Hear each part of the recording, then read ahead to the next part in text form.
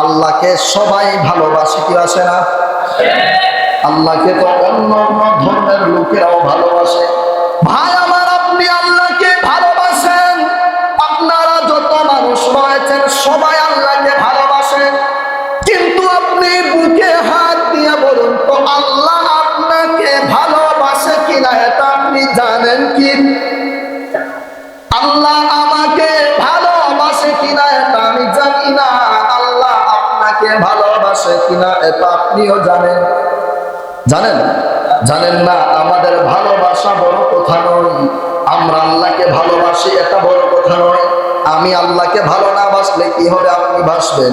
আপনি না বাসলে কি হবে? আপনি বাসবেন। আপনি না বাসলে কি হবে? আরো 10 জন বাসবে। আল্লাহকে অন্য অন্য ধর্মের মানুষের ভালো না বাসলে কি হবে? মুসলমানরা ভালোবাসবে।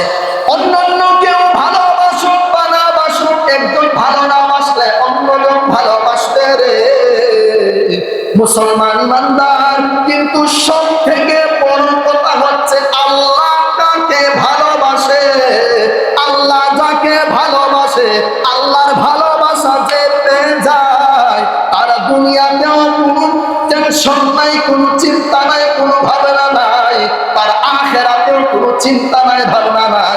চিল্লায়া বলেন ঠিক কিনা?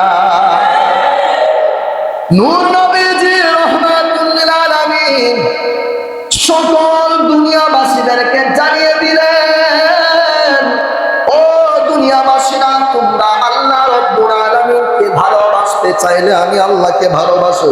কত সুন্দর করে আমার আল্লাহ রাব্বুল আলামিন জানিয়ে দিলেন, তোমরা আমার নূর নবীজি রাহমাতুল লিল আলামিনকে অনুসরণ করো।